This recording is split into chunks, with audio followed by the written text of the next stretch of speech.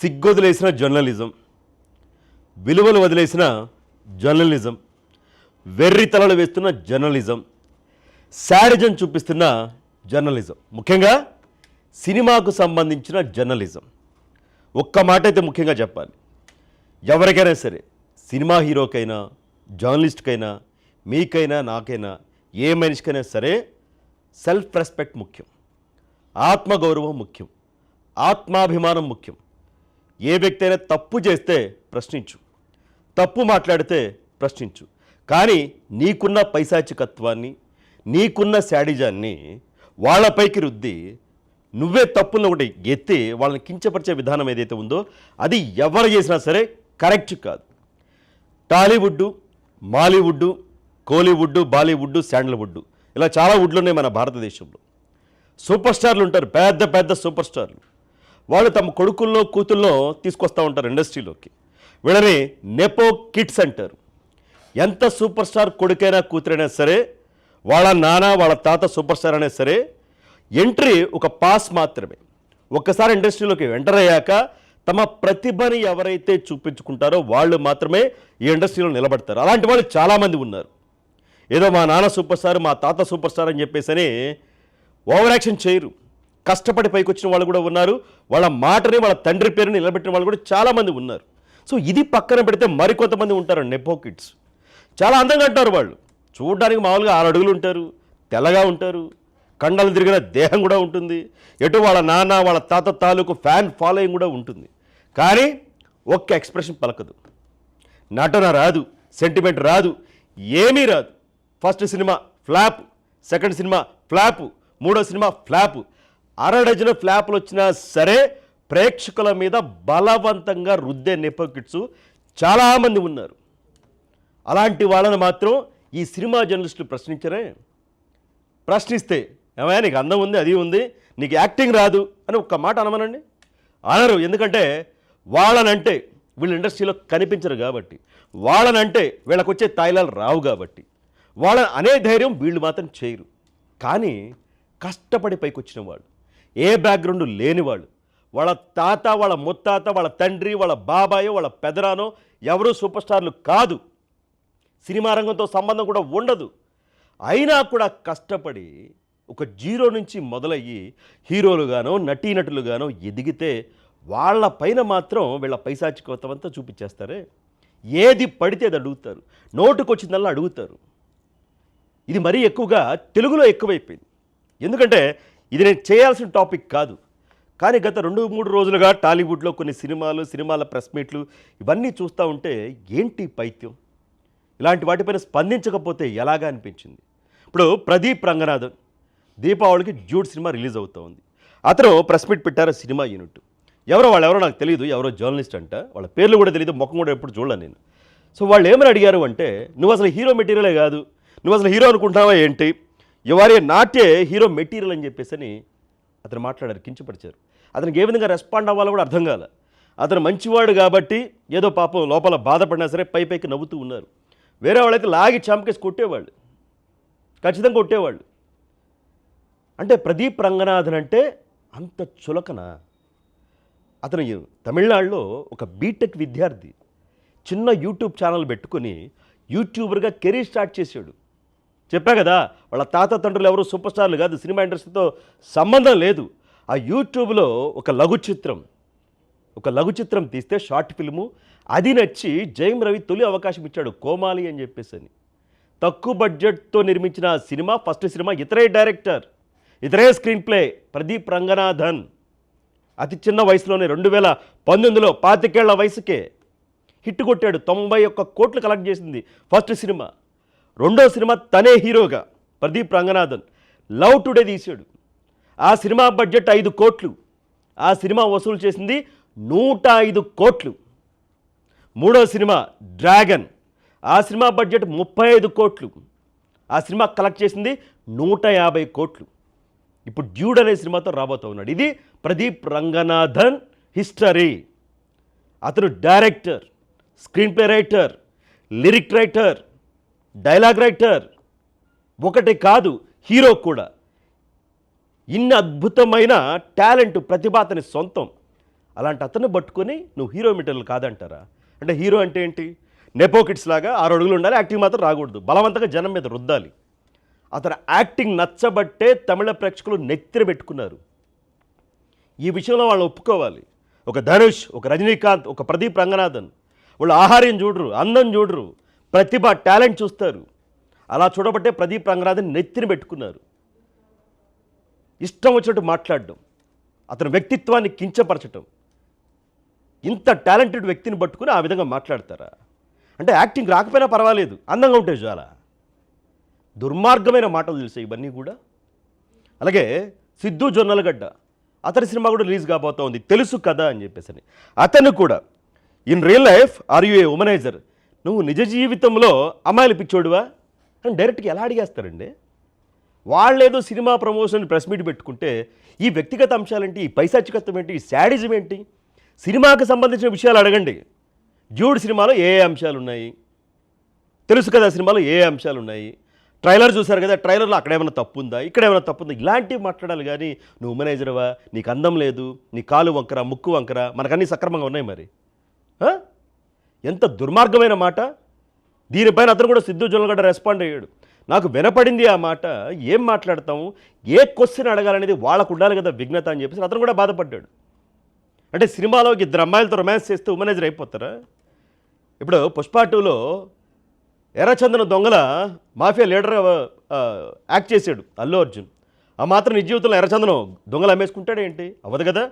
OG సినిమాలో పవన్ కళ్యాణ్ గారు ఓచకోతకు వస్తారు, నిజ జీవితంలో కోసేస్తారా కత్తులు పెట్టేసి? సినిమాలో పాత్రలకి నిజ జీవితంలో పాత్రలకి చాలా తేడా ఉంటుంది. లేదా సిద్ధు జొన్నలగడ్డ పైన ఏమైనా కాంట్రవర్సీలు ఉన్నాయా? ఎవరైనా కంప్లైంట్ చేశారా మీకు వచ్చి, అతను అమ్మాయిలు పిచ్చోడు, ఇదిగా అమ్మాయిని గొక్కాడు, ఈ అమ్మాయిని గొక్కాడు అని?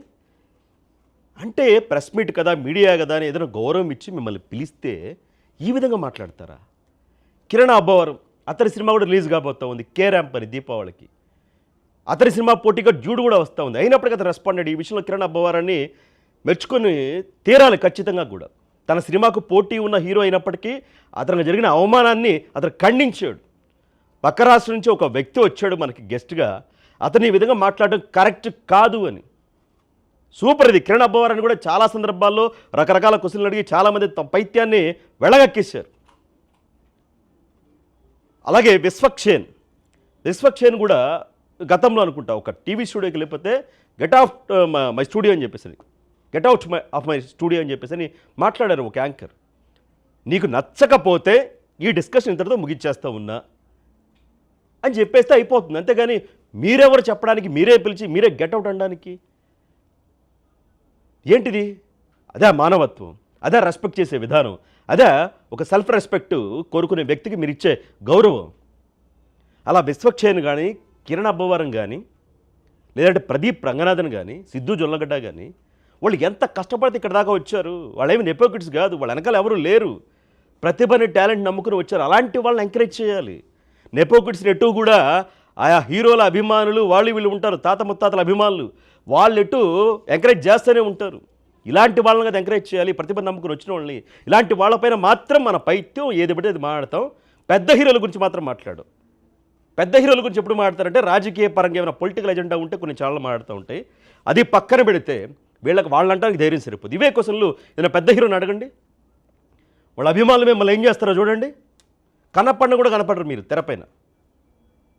అసలు ఇలాంటి జర్నలిస్టులు ఎవరైతే ఈ క్వశ్చన్లు అడుగుతూ ఉన్నారో ఒకరని కాదు, చాలామంది ఉన్నారు. మనం గత కొద్ది సంవత్సరాలుగా 3-4 సంవత్సరాలుగా ఈ పైత్యం ఎక్కువ చూస్తూ ఉన్నాం ప్రెస్ మీట్లలో. అంటే వీళ్ళు కావాలని హైలైట్ అవ్వడానికో, కాంట్రవర్సీ ఏదైనా క్రియేట్ చేయడానికో, లేదు లైమ్ లైట్లో ఉండడానికో, లేదంటే వీళ్ళపైన ఆ సినిమా వాళ్ళ దృష్టి పడ్డానికో, ఇలా రకరకాల వింత వేషాలు, వెర్రి వేషాలు వేస్తూ ఉన్నారు. వీళ్ళు ఎలా జర్నలిస్టులు అయ్యారు, ఆయా ఛానల్ వీళ్ళు ఎలా పంపిస్తూ ఉన్నాయో, వీళ్ళని సినిమా ఇండస్ట్రీ ఎందుకు భరిస్తూ ఉందో, ఈ హీరోలు ప్రొడ్యూసర్లు ఎందుకు భరిస్తానో అర్థం కావట్లేదు. ఈ సంఘాలు, అసోసియేషన్లు ఏవైతే ఉన్నాయో వాళ్ళలోకి వీళ్ళని ఎందుకు తీసుకుంటున్నారో అర్థం కావట్లేదు. మన పరువు తీసేస్తూ ఉన్నారు. ఇప్పుడు ప్రదీప్ రంగనాథన్ ఏదైతే అన్నారో తమిళనాడులో పెద్ద ఎత్తున గొడవ జరుగుతుందని అతని అభిమానులకు సంబంధించింది. ఇదిగో తెలుగు జర్నలిస్టులు అవమానించారు, తెలుగు వాళ్ళు అవమానించారు. తమిళనాడులో మన సినిమాలకి, హీరోలకి ఎన్ని కలెక్షన్లు వస్తూ ఉన్నాయి, థియేటర్లు ఇస్తూ ఉన్నారు, అది వేరే టాపిక్. ఫస్ట్ సెల్ఫ్ రెస్పెక్ట్, గౌరవించడం నేర్చుకోవాలి. తర్వాత సంగతి తర్వాత. సాటి మనిషి, ఎంత హీరో అయినా సాటి మనిషి, ఆ మనిషితో ఎలా మాట్లాడాలి, ఎలా వ్యవహరించాలో తెలుసుకోవాలి. కానీ ఇది టాలీవుడ్లో కొంతమంది జర్నలిస్టుల పేరుతో మనుగడ సాగిస్తున్న వాళ్ళు మర్చిపోయినట్లు ఉన్నారు, ఖచ్చితంగా మర్చిపోయినట్లు ఉన్నారు. సో మొత్తంగా ఎక్కడో మార్పు రావాల్సిన అవసరం కనిపిస్తూ ఉంది. మరి ఆ మార్పు తెచ్చుకుంటారా, ఇంతే భరిస్తారా హీరోలు?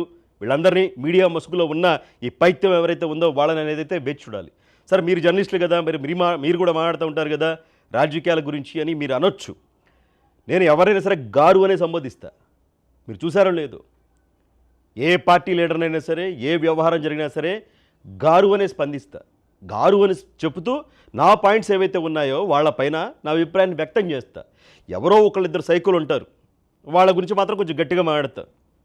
సైకో బ్యాచ్ కొంతమంది ఉంటారు కదా. మొన్న బిగ్ బాస్ గురించి మాట్లాడుతూ ఏదో ప్రశ్నిస్తా అనే ఒక సైకో గురించి నేను ఒక్క పదం, ఒక 15 సెకండ్లు ఏమో మాట్లాడాను, అంతే ఒక మాట మాట్లాడాను. అతను ఒక 20 నిమిషాలు వీడియో చేశాడు నా పైన. వీడియో నుండా పచ్చి బూతులే, బూతులు తప్ప ఏమీ లేవు. చివరికి మా అమ్మను కూడా తిట్టాడు, మా నాన్న కూడా తిట్టాడు. అతనికి నాకేముంటాయి పర్సనల్ అజెండాలు, గొడవలు? నేను చాలా ఒగ్గబట్టుకుని ఉన్నా సంవత్సరం నుంచి కూడా. టీవీ5 పైన, టీవీ5లో సాంబశివరావు గారి పైన, మూర్తి గారి పైన, నా పైన వీడియోల మీద వీడియోలు చేస్తూ, సరే ఏదైనా సబ్జెక్ట్ ఉంటే ఓకే, బూతులు తప్ప ఏమీ ఉండవు, బూతులు తప్ప ఏమీ ఉండవు. టీవీ5 మీదే ఆ ఛానల్కి సబ్స్క్రైబర్లు వచ్చారు, టీవీ5 మీదే ఆ ఛానల్కి వ్యూస్ వస్తూ ఉన్నాయి, టీవీ5 మీదే అతను బతికేస్తూ ఉన్నాడు.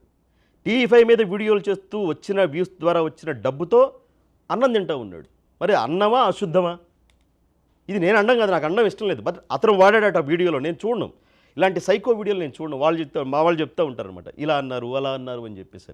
నేను చూడను, నా టైం వేస్ట్ చేసుకోను, నా చాలా విలువైన టైం. సో టీవీ5 మీద సంవత్సరం నుంచి వీడియోలు చేస్తూ ఆ వీడియోల ద్వారా వచ్చిన డబ్బుతో అశుద్ధాన్ని తింటున్న అతను మా గురించి మాట్లాడుతూ ఉన్నాడు. ఎందుకంటే మేము పట్టించుకోము. ఎందుకంటే బురదలో రాయేస్తే, పెంట మీద రాయేస్తే మన మీదే పడుతుంది కదా. దారికి పోయే కంపని తగిలించుకోవడం మాకు ఇష్టం లేదు. ఇది టీవీ5 ఒక శాటిలైట్ ఛానల్. ఎవడెవడో చిన్న చిన్న యూట్యూబర్లు ఏది బద్దे బూతులు మాట్లాడితే స్పందించాల్సిన అవసరం లేదు. కానీ బట్ పెయిడ్ ఆర్టిస్టులు అయిపోయారు, పార్టీలు అతని పక్కన చేరిపోయినాయి, పార్టీలు ప్యాకేజ్ ఇచ్చి మరి ఎంకరేజ్ చేస్తూ ఉన్నాయి. అంబేద్కర్ పేరు చెప్పుకొని, అంబేద్కర్ గారి పేరు చెప్పుకొని అమ్ముడుపోయిన బ్యాచ్ వాళ్ళు. అంబేద్కర్ గారి ఆశయాల్ని పుణికి పుచ్చుకొని జర్నలిజం చేస్తున్న వాళ్ళం మేము. రెండు వేరు వేరు, బోత్ ఆర్ నాట్ సేమ్. ఇప్పుడు బూతులు తప్ప ఏమీ లేవు. మా తల్లిదండ్రి సంస్కారాన్ని నేర్పారు, మాకు వచ్చు బూతులు, కానీ మాట్లాడడం. మా గురువులు మంచి విద్య నేర్పారు, విజ్ఞానం నేర్పారు, సంస్కారం నేర్పారు, మాట్లాడడం. మరి వీళ్ళ గురువులు తల్లిదండ్రులు ఏం నేర్పారో తెలియదు, కానీ పచ్చి బూతులు, అమ్మనా బూతులు తప్ప ఏమీ రావు. ఈ సైకోను ఫాలో అయ్యే మరికొంతమంది పిల్ల సైకోలు. ఇలాంటి వాళ్ళ వల్ల సమాజం పాడవుతుందనే నేను రెస్పాండ్ అవ్వదలుచుకున్నాను. నా ఆహార్యం పైన, నా బాడీ పైన, వీటిపైన కూడా ఏదో అతను మాట్లాడినట్టు మా వాళ్ళు చెప్తూ ఉన్నారు. నేను నీకంటే చాలా బాగుంటారా బాబు, చాలా అందంగా ఉంటా, చాలా కలర్గా ఉంటా, నీకన్నా హైట్ ఉంటా, చాలా స్లిమ్గా కూడా ఉంటా. ఇది నా పైన పడింది కన్ను. నేను అలాంటి కాదురా బాబాయ్, ఇంకెవరు ఉంటే చూసుకో. నాకు భార్య పిల్లలు కుటుంబం ఉంది, ఆ బ్యాచ్ కాదు. నీకేదో నా బాడీ మీద కన్నుబడినట్టుంది, సో వేరే వాళ్ళని చూసుకో. సో మొత్తంగా అయితే నేను 15 సెకండ్లు మాట్లాడినందుకే అంత ఫస్ట్రేట్ అయిపోయి 20 నిమిషాలు వీడియో చేసావు. నువ్వు సంవత్సరం నుంచి మా మీద వీడియోలు చేస్తూ ఉన్నావు, మరి మేమేంది పట్టించుకోలేదు అంతే. ఎంతోమంది చేస్తూ ఉంటారు, వాళ్ళు నువ్వు ఒకటివి. ఇకనైనా సరే జాగ్రత్తగా ఉండు. 15 సెకండ్లే తట్టుకోలేపావు, 15 నిమిషాలు వీడియో చేశారంటే నీ బండారం, నీ బతుకంతా బయట పెట్టాల్సి వస్తుంది. నాకేం కావాలి అంటే జనానికి ఉపయోగపడేది కావాలి.